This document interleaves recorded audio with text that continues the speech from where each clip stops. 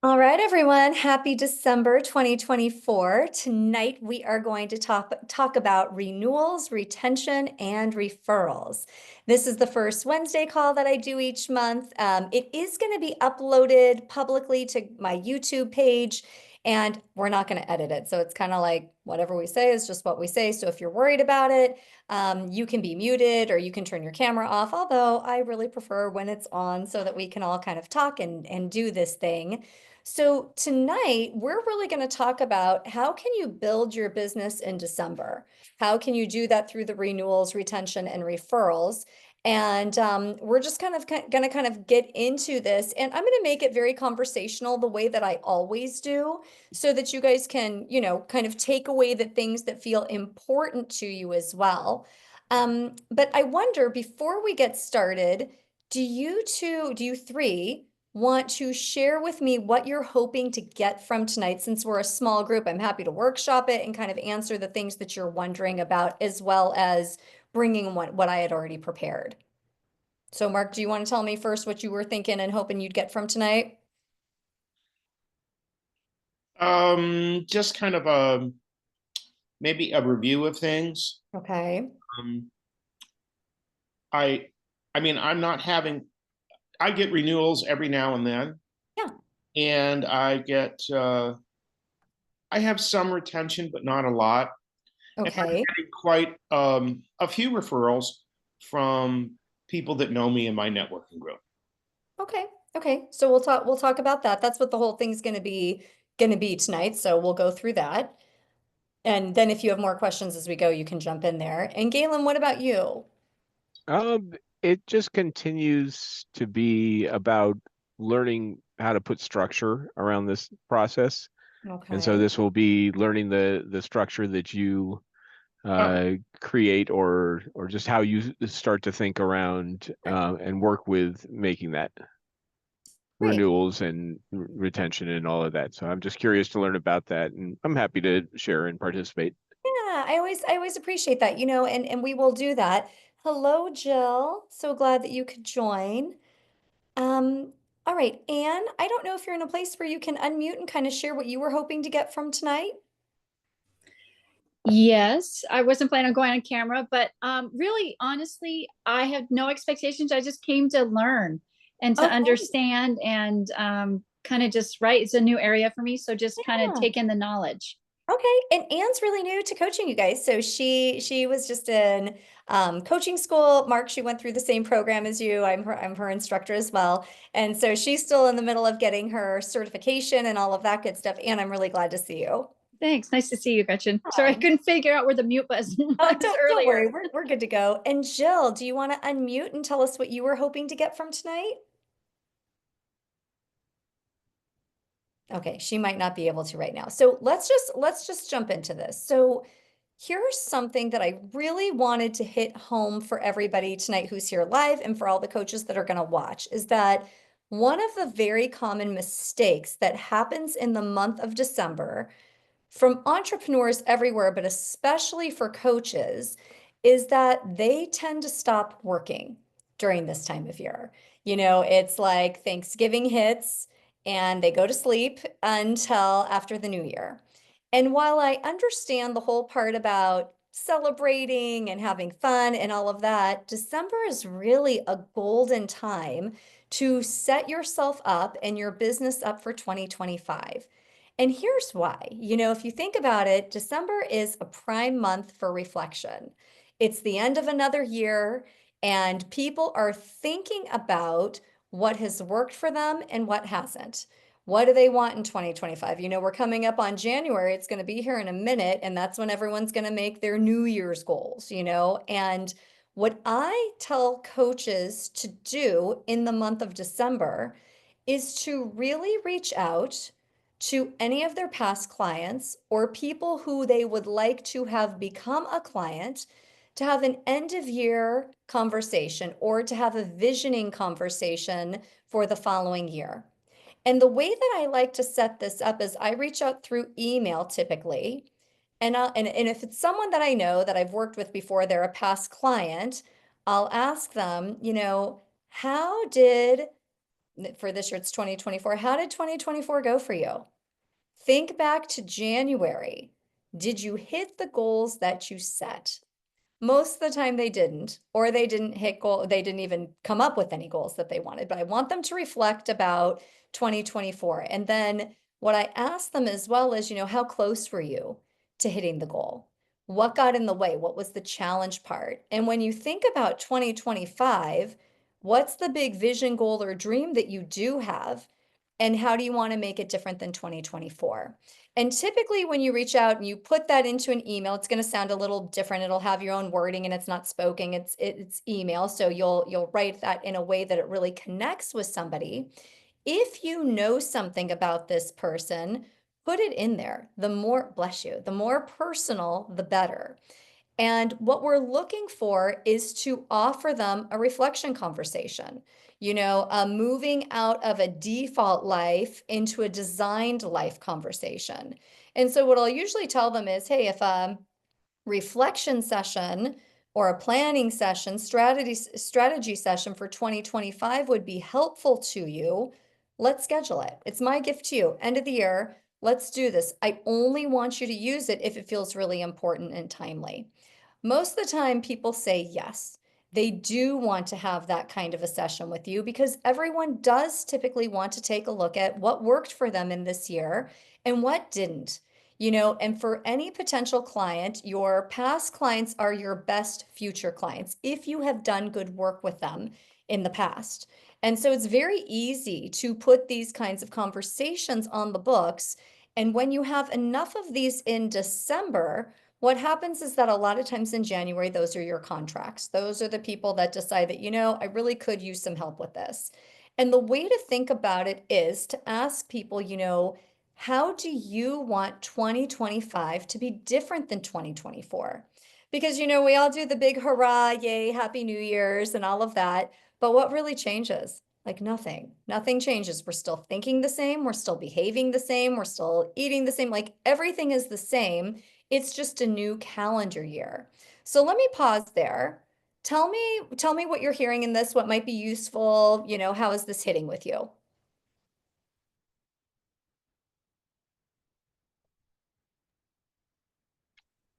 I think like a lot of times the assumption that has stopped me from doing this in the past is that idea that everyone says that like, oh, well, it's just so busy in the holidays and like nobody has time to meet and, nobody has time for, like good luck getting their attention. There's a million people grabbing for the attention, a million companies trying to sell something.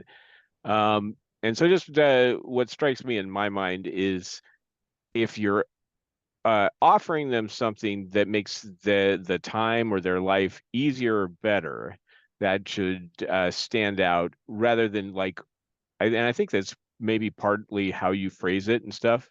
But rather than being like, "Hey, I want you to commit to this," even if it was like a call, it's not so much you don't commit and this here's a way that this might make your load a little lighter, might help you enter the new year with a sense of optimism, which is probably really needed right now. And I like what you said about that too. And here's the build upon, and then Mark, I'll go to you because I saw your hand. It's about the framing. It's about the way that we say it. And so, yeah, everybody's busy, but everybody's busy in January too. People are busy. And when we make it that and the way that I like to frame it is, what do you want to see different in 2025? And how are you really going to change that? That's provocative. That's not just you're like, hey, it's Christmas, it's the Jewish holidays, it's this or that. It's, and let me give you a gift. This is something that I only want you to use if you're serious about how you want to move forward. So it's already an offer that not everybody is going to use. And for the people who they are too busy, no problem. You right away are sifting through the ones who are showing a level of readiness versus the people that aren't. Because with coaching, we're never begging. We're only serving. This is for people who want it, and this is for people who are ready. And so during that conversation, maybe they decide that they want to start in December, but most of them will start in January, the second week in January. Almost always that's the way that it happens. And so this is something, depending on your framing and the right wording for you with your particular client, past client or someone that you would like to work with, that it often is a very good conversation starter. Mark, what were you going to say? Well, I've done two things in the past that have been mildly successful. And I think um, you've encouraged that kind of thing. So Yeah. for my networking group, the last couple years, I've given out a certificate to all the members of the group to gift an hour of coaching to anyone who wants it. That's right. Since they are familiar with me and have referred to me, sometimes it works, sometimes it doesn't. And then I've done the same thing that you're suggesting, reach back to previous clients and say, hey, it's a new year or it's coming up on a new year. If you want to sit down and do some visioning. And I've had a couple people that take advantage of that. Not everyone, but Yeah. it's Yeah. it's the offer and the branding and the gift that keeps you top of mind. That's it. And in this conversation too, it's the way that you frame it up, that this is a reflection and strategy session. We're taking a look at, we're going to take count, we're going to take stock of what worked and what didn't. That's what we're looking at here. And then we're going to see where we're going to bridge the gap from 2024 to 2025. What needs to change? You know, what needs to change for you to really have that thing that you're saying you wanted? I also like to ask people too, how long have you wanted that? How many years has this been on your New Year's list? And that's very provocative and telling as well. So that's one way that you can start conversations right now. Now, let's say that there's someone who isn't in your world yet, but you would like them to be in your world. Maybe it's more of a cold call. Maybe it's someone that's a little bit warm. You can still offer this. So it's a good time with corporations and to reach out to HR and to ask them, you know, what's working in your teams and what's not. As you're heading to the end of 2024, what was the problem spot for your teams or for your executives or your rising stars? You know, and what would you like to see different in 2025? What does your development plan look like for the people working within your organization? And again, a lot of times that can open up the doors for conversations as well. And so what we're looking for is just the opening for conversations. We don't know if it's going to lead to a contract or not, but we do know that it's going to get us in front of more people than maybe we would have had we done nothing and really gone with this idea and bought into everyone. You know, no one wants to hear from anyone during November and December. They're just too busy. So that's one thing that I really encourage all of you to do is knock on some doors.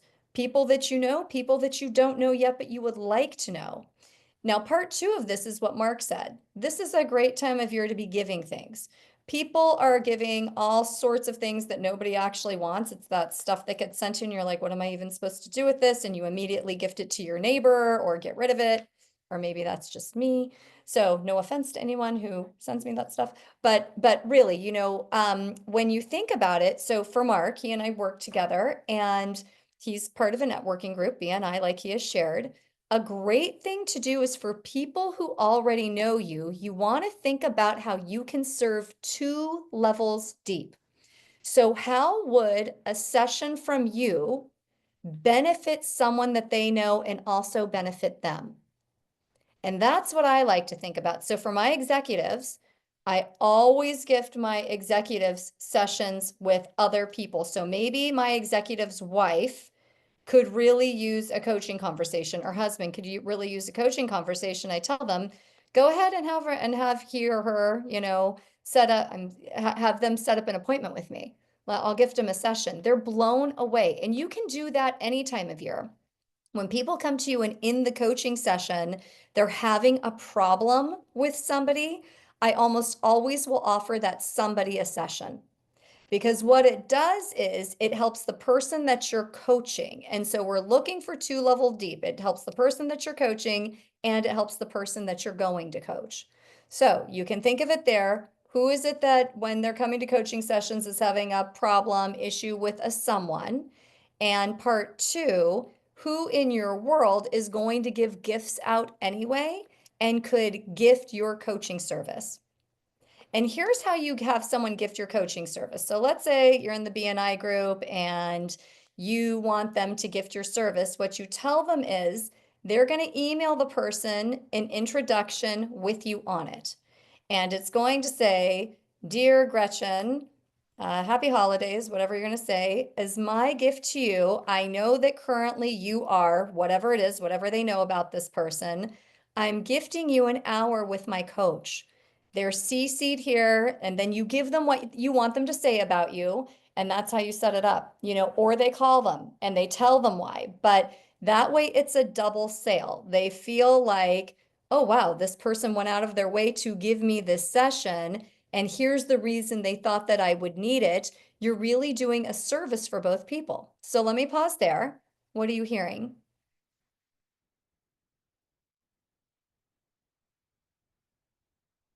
And maybe you, what are you hearing on this one?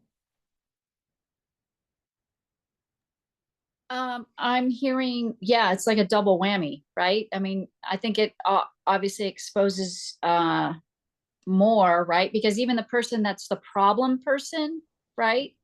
They could benefit, right? And that could lead to others. So I love it. I love it's a double. I just kept thinking double whammy. Yeah, double gift. Yeah. Double power, double however you want to look at it. So last year I had a client, and there was a lot of turbulence going on in the relationship at home. There was something that the partner was really going through, and it kept coming up in our coaching sessions. And you can't coach the person who isn't in the room. And so that's a good thing too, to be able to say is I can't coach the person who isn't in the room, but I'm happy to gift this many sessions to this person if you feel like it would be useful. I've made a lot of good contacts that way. So that's something that you can try. And this is where it's going to require some creativity as well as courage for you to decide to get out there and to do these things, to really, really do these things. But these will help, and they will keep your calendar full during the month of December.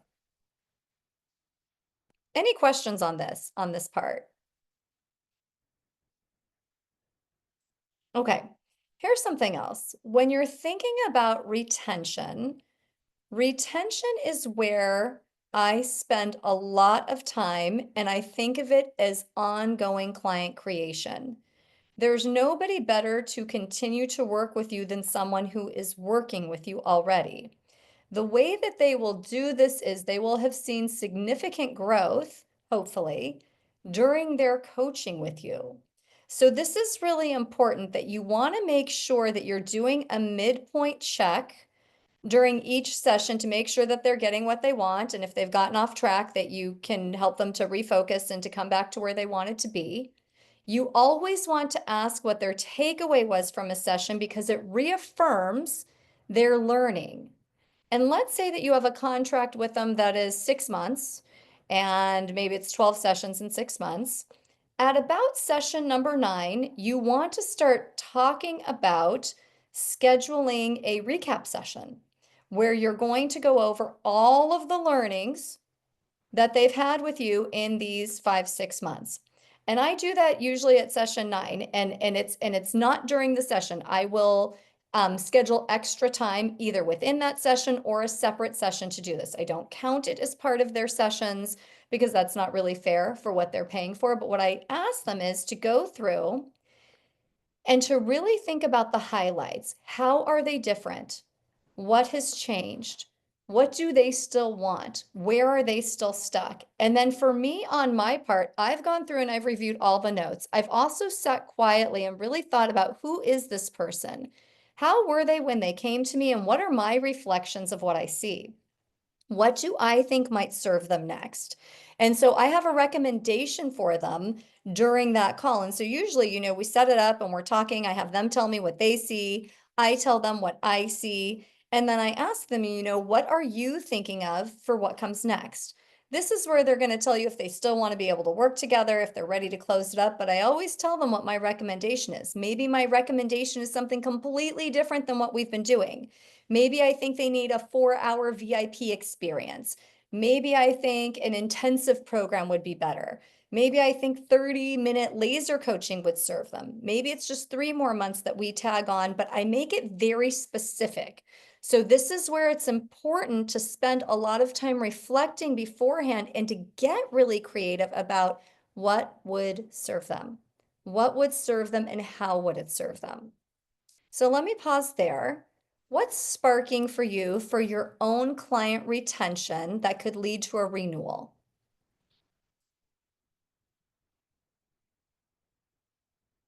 Any questions even?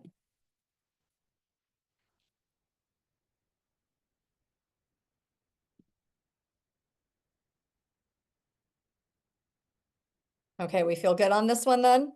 Just thumbs up and yeah, okay. So when you're doing that sort of a thing, that becomes your renewal, right? We hope it does. Now let's say that they are ready to take a pause. That's always a great idea. You know, when you've coached with someone and they have had success, sometimes it's nice for them to sit on top of the mountain for a little bit, try some new things out. And so if it's not going to be a renewal, what you want to think about is how can you help to set them up for success? And what I do at this call then is I tell them, listen, you have a gifted session with me, an hour session with me for any time in the next 6 months. And that way they know we're going to talk again because typically within the next 6 months, there is something new that has come up. And when you have this conversation, you get to really check in like, hey, last time we talked, this is what you were doing. Tell me what's going on for you now. The other thing that you might want to do is in between your closing session and this gifted session, if there is something that would be useful for your past client, send it to them. What might you offer them? Is it an article that came up? Did you go to some sort of experience that you know that they would like? That way they know that they're still in your world. You know, so that's a good thing too. Now let's say they say something like, you know, I actually saw this other program that I think really suits me for this next year. This is where you try not to get upset that they're not going to work with you anymore. Instead, you encourage them to do it. Fantastic. Let's get really clear about what your objectives and goals are for that program so that you can make the most of your investment. So you support them with that. You know, and I have a lot of clients that they might go and try something else out and then they come back and I get to hear about what that was like. So remember, we are always here to help them with their largest vision. How do you think that that helps support you as a coach with your own renewals and retention and referrals? That approach. Oh, I think it just projects confidence. You're not threatened by the other, and you also put forward a brand of like, I'm here to support you, period, you know? And yeah, what's not attractive about that? Yeah. Mark. Well, it's bolstering your business, it's supporting them, and it's a form of branding. Yeah. They know you're going to be here. They know you're not going away. They know what you offer, and they just need to take a break or try something different. Try Great. something different. Yeah. Oh, go. Let's see if it works for you. Maybe they want to take a Stephen Covey course or something. Exactly. Exactly. And what it shows is encouragement and that you are not tied to them, that you do not feel that you have to be the one. And what Jill is saying in the chat is it shows we care about them rather than our own benefit. That's right. We're not just thinking about them as money. And that's really important. You know, I think we've all had experiences where you can feel the immediate shift with a service provider the minute that they know they're no longer going to provide you service. And that is not what we want. We want to keep serving and we want to keep making sure that our side of the agreement is kept and that they do not feel that they owe us anything or that we're going to be mad or any of that, because that's not what coaching is about. Coaching is a collaborative relationship that's supportive. Now, here's something else to think about. When something goes this way and you're being supportive and there's no needy or creepy, vibe, people are so willing to refer you. And here's a great way to get referrals. You want to think specifically about the person that you're going to ask for a referral from. Think about what and who, the type of person you would like them to refer to you. That way, when you ask for the request, what you can say, it's not just like, hey, if you know someone who needs coaching, send them my way. Suddenly, nobody knows anybody. They can't think of one person in their life that needs coaching. But if you say something like, I wonder who is another, let's say it's a corporation, who is another executive in your world that you think could benefit from a coaching experience like you've had? It really paints the picture because they've already experienced you. Who in your world is going through, and you can name it, a transition, launching a business, be specific with it, that a coaching conversation might be beneficial to. And then you can say, I'd love it if you would gift them a session with me and just ask. And that's a great way to get referrals. It's a nice way for people to be able to see who it is that you're asking for, and it takes out the part of making them do the work.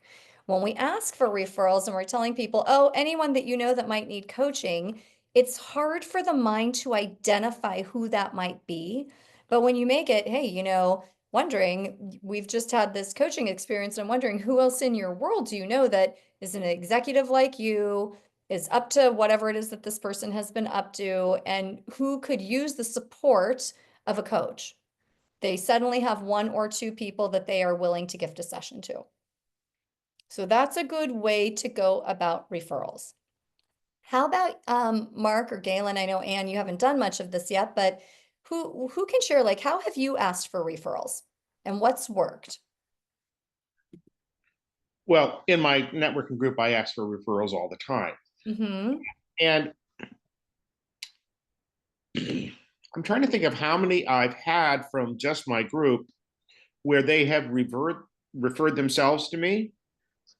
And then all of a sudden, several months later, son, daughter, came home, graduated, living in the house. You know the story here. Mm-hmm. You don't have a job. So guess who gets a referral for their son or daughter? Yep, that's right. That's right. Because they have been successful with me. And it may only be 1, 2, 3 sessions. It may be 4 or 5 months. But you know what? It works. A referral is a referral is a referral. Yeah, that's right. That's right. Galen, And go I ahead. would I'd just say, I was doing this kind of process, but I just did it later in the process, usually like the second to last or last session, talking about the way forward as opposed to the midpoint. And I can see the advantage of doing it sooner than that. Yeah. And anytime too that you want to ask for the referral and this person and it feels right and genuine, you can ask. You can ask and you can say, hey, so who would this benefit? It's not like, hey, so I'm really slow right now, or I'm losing you as a client and I need to fill my pipeline. Nobody wants to help you. But when you make it that it's a benefit, it's the same thing kind of like with the gifted sessions, it really changes things. And so I wonder right now, I know, Galen, you're driving, but just in your head, and Mark and Ann and Jill, get out a piece of paper. Who are some of the people, current, past clients, people that you know in your network that might have a referral for you? Try to think of 3 names that you can have a conversation with, that you can make this ask to in the month of December.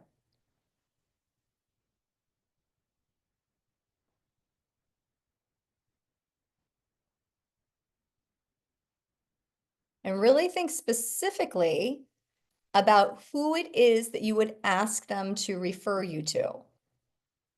So when I think of referrals, I think of people who I might ask that know coaches, that they can refer them to, like, the upcoming Stairway to Six program.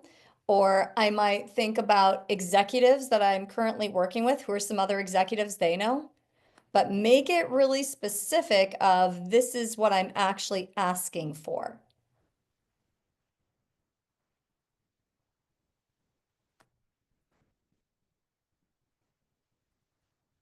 Just thumbs up. Everybody have a few that you're thinking of? Okay, good. Because that's a great way to be able to do this and to effectively build your business in a way that's easy. Because the thing with coaching is we really enjoy the coaching part. It's the business building part where people tend to get stuck. And we want to make that an enjoyable process for you. And when you think about it, people are typically happy to refer good people when it truly would be a benefit. You know, when it's just like, hey, do you want to buy my X, Y, and Z powder or whatever it is? No, nobody wants to. But when you can really think of how it's going to benefit them, it makes them look good as well. So we're helping them to be the champion too. Now, something else that you can think about, because this is a great way when you have some kind of a referral program. A lot of people have referral programs. And so you can think of potential partners that you could collaborate with. So for me, I have a web design person. I've got someone else who does a different thing with my website. I have a marketing person. You know, I have different people in different areas that I know people that would be good fits for coaching. And you can think about, okay, if they were to send you someone, what kind of referral offer do you have for them? What would be beneficial for them to say, oh my gosh, you should really talk to so and so. He's a great coach. She's a great coach. And most of the time, your good work is enough. But let's say that it's someone who just hasn't coached with you, they don't plan on coaching with you, but you know they know a lot of people. What would be enticing for them? What would be helpful? And so think about that for yourself. You know, first question is, who do you know that even could be a good referral partner? And what would you feel comfortable with to entice them with referring you? And you can unmute. We can talk this through if you have some ideas here or some questions on this.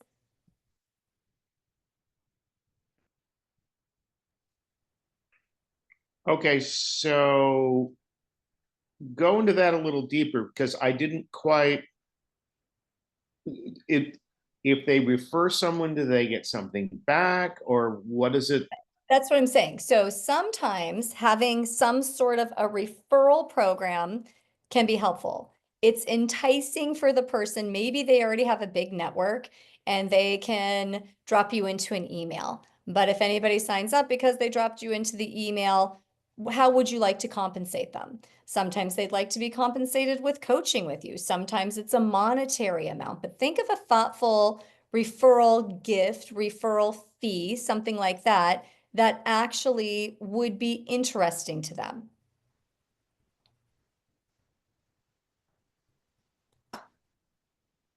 Okay. Yeah.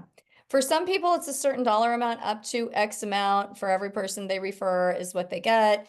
Some people, it's a one-time fee. Some people, they like the coaching. It just depends. It's a little bit different for everybody. You know, a lot of the people that refer me at this point, I refer them, they refer me. Neither of us get anything from it, but we don't really want to have to give anything for it. It's fine. It's just like, oh, I throw it your way, you throw it my way. But for some people, you know, it really is enticing to them if they know like, oh, well, when Mark closes that, I get 250 bucks. Easy. And they're happy to refer you. So you can think about that too. Who in your world would be happy to refer you? And then they earn a fee for that or however it is that you want to do it. So thinking of those things is always very helpful.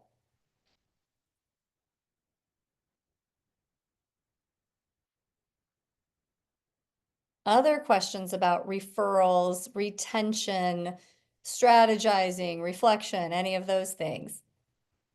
I'm just curious. It's been bumbling around in my head. So you make these offers, and I'm just curious, if and when, I mean, some of them are going to be, crickets. You Yep. won't get a response back.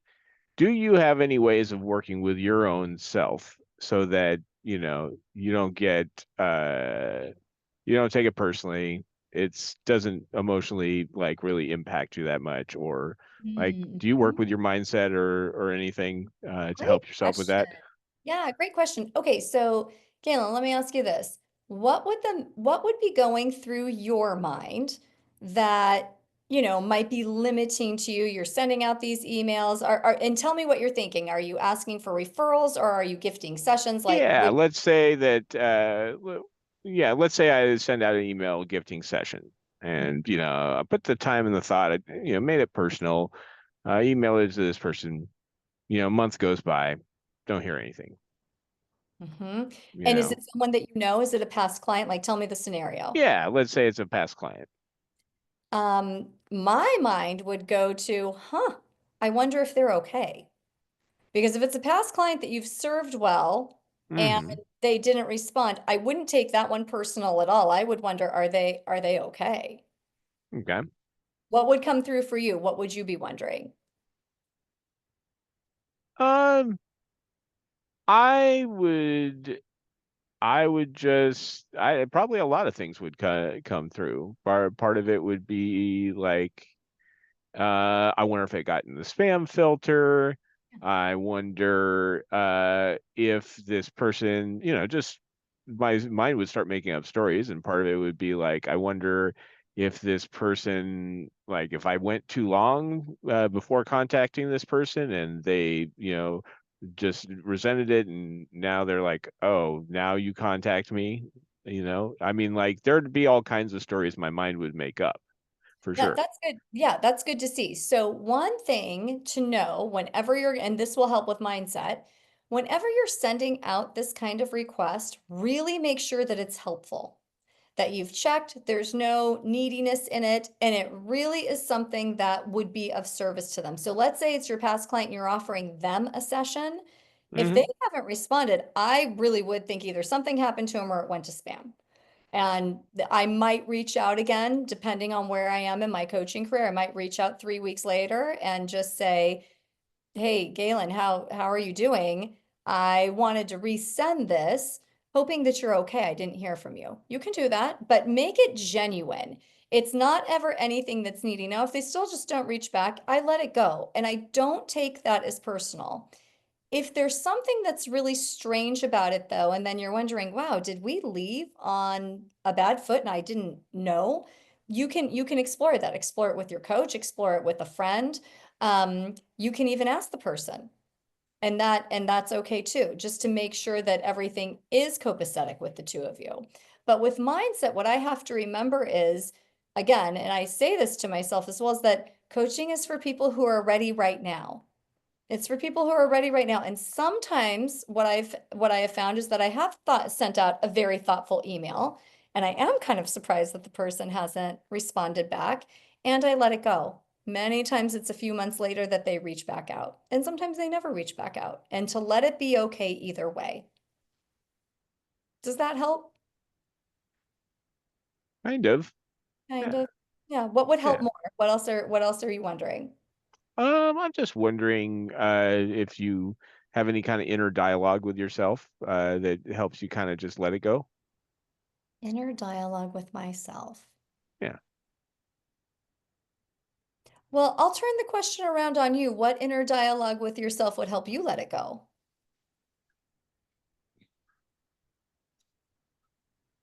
I don't know. Yeah. Feel it for a minute, carefully while you're driving. Hmm. What would help you? You feel, and what, maybe you can name the feeling that comes up. Is it rejection, not good enough? Like, what for you is the feeling that you're experiencing that you would need to have the inner dialogue on? Yeah, just not obviously, not worth their time. Um, yeah, just not I'm not valued anymore. Mm-hmm. Okay, so I can tell you what my inner dialogue looks like with something like this. And this is Hmm. an exercise I use quite often, and it's really about what is the drumbeat of my life. So we all have a core story that we pull through, core belief that we believe about ourselves, and we're constantly collecting evidence to make it true. So for me, one of my core stories is about I don't matter. They didn't do X, Y, and Z. I don't matter. Oh, they didn't respond to the email. I don't matter. Like for me, everything shows up to keep continuing to prove that I don't matter. So for you, and for everyone listening, capture your story. What's your drumbeat? What's your equivalent to I don't matter? For someone that I'm working with right now, her story is I'll be in trouble. If I do that, I'm going to get in trouble. Do you want to share? You don't have to. I know that we're live and this is going to be places, but if you'd like to share what your drumbeat story is, we could play with it. Well, I think it's pretty close to I Don't Matter. Okay. Is it something different than that though? I mean, and this is just off the cuff, but I guess I'd just say, I'm shiny for a moment, but then when the feeling wears off, that they're on to the next thing. They're bored, whatever. Always got to be, got to put on a show. So I have to put on a show, have to tap dance to keep them interested. Yeah, which I guess below that, maybe it's more like, I'm entertainment, but I'm not, taken seriously or something like that. So it might be in the I'm not taken seriously. Yeah, it could be that. Okay. So then what I like to ask myself is, how am I collecting evidence to not matter? How are you collecting the evidence that you're not being taken seriously? Uh-huh.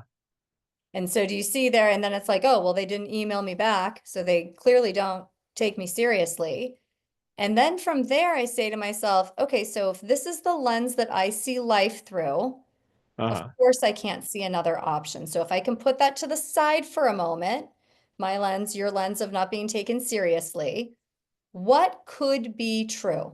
What else that's different than that? What else might be true? Right. So tell me, what else might be true instead of I'm not taken seriously? Something big happened in their life. Maybe someone they loved was hospitalized. Maybe, there's 10 million things that could be happening in their life right now.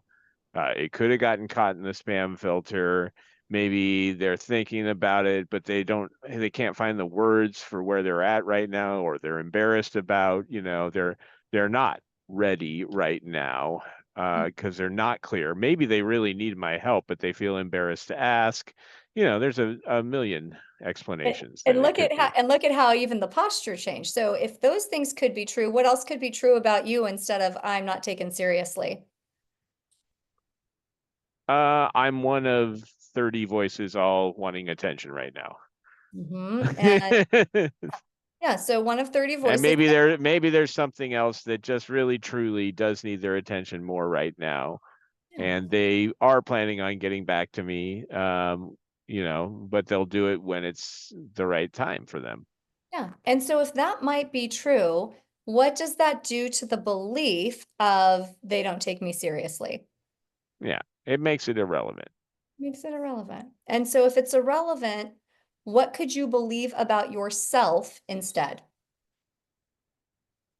I believe, I know that I am definitely someone who they take seriously. They always have in the past, and there's all the evidence points to that they still do. And if you could believe that, what action might you take?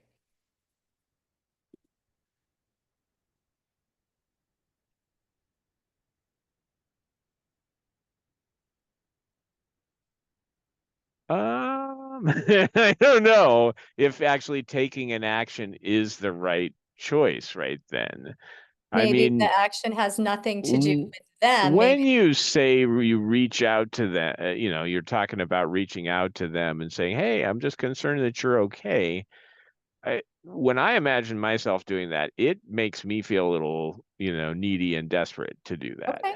Okay. I would only do that with people that you're really wondering if they're okay. So I had a Yeah. client who didn't respond, and she was someone I had coached for over a year. It was really weird not to get a response from her. And I truly was worried about if she was okay. I wouldn't do that with everyone. I really was like, oh my gosh, I hope she's okay. So I did reach out again, and something had happened, but the action doesn't have to be something else that you're going to do with them. It might be something that you're going to do for you. Maybe the action, if you really believe that people take you seriously, Yeah. and whatever else, maybe the action is I'll reach out to somebody else. I will go for now. Like that's what I do with my mindset when I realize that I'm creating evidence to support an old story. Okay. That's helpful. Thank you. Okay. What'd you get from Hopefully, that? I hope that's helpful for some of the other people on the call. Yeah. Yeah. Mark, go ahead. No, I had a previous client in particular, and we went through a bunch of sessions. Great. And this is like, I don't know, what, 3 years ago, God. And they needed a break, and they just needed to work on all the stuff that they had said they wanted to do. So about 6 months later, email, I don't know if it was a phone call, same thing. Hi, how are you doing? Because if you work with someone for a while, they're not just this anonymous person. You know a lot about what's going on. And I don't want to say friendship, but you develop a relationship that, Care. pardon? You care about them. Yeah. Mhm. And so we had a bunch of more sessions. We came up a bunch of more things. He has reached out a couple months ago and said we need to do another session. You know, there's always phone call and voicemail besides the email. And when someone hears your voice, sometimes I get a call like, oh, I'm sorry, God, I'm so busy, blah, blah, blah, blah, blah, blah. Calm down. I'm just checking in. Yeah, that's it. I mean, even with Mark, I hadn't seen him a couple of times at First Wednesday, and I was worried because he's almost always here. And I did send you an email saying, "Are you okay?" I did. And I did. I didn't get a response from you, but I was going to reach out again if I didn't hear from you today. And so Galen, for me, like that one was really real. I see Mark at these. We've worked together before. I care about him. I wanted to make sure he was okay. You know, are you okay? I Yeah, haven't. but we have a personal relationship that goes beyond coaching. That's right. And that it wouldn't be weird for you to receive that kind of an email. Right. Now, for Anne, who's never been here before, if I sent her an email saying, I didn't see you at First Wednesday, that's weird. That's super creepy. Why would I have seen her? That wouldn't make any sense. And so that's where it has to be really intentional and that you truly are feeling it. Yeah. Okay. So we're at, the end of the year, basically. It's December. It's the 4th. It's going to be over in a minute. I would love to give you all a challenge to see how many people can you connect to and really offer a genuine reflection and strategizing session to. That it would make sense and benefit them for them to receive that from you. That is a great way to get your calendar scheduled for next year and to have some potential clients, maybe old clients that turn to new clients on your calendar, or to start new conversations with people that you have hoped to coach in the past. This will not, and you want to think of it too, that it's not just a benefit to you, it's a benefit to them. That way it doesn't feel needy, it doesn't feel creepy, there's no weird salesman stuff in there. It's like, hey, I thought of you because. And you take your time with the email. You make it thoughtful. You think about what you know and how this could truly serve them. All right, I'd love to hear your takeaways from tonight. What'd you get?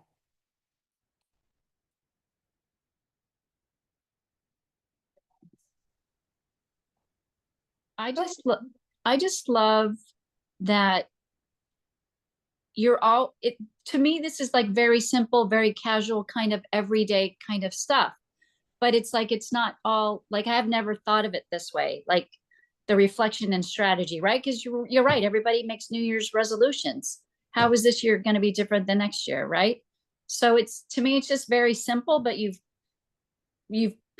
condensed it and make it concise and understandable, and it's easy, right? Because I was even thinking, couldn't I do this to people I know, but make it very specific and say, hey, I thought, 2024, you were going to do this. Where are you? Right. I mean, I think it opens a conversation, right? And that's what we're doing. That way it's not weird. It's like, hey, I Yeah. know you wanted to write that book. How did it go? Mm-hmm. Mm-hmm.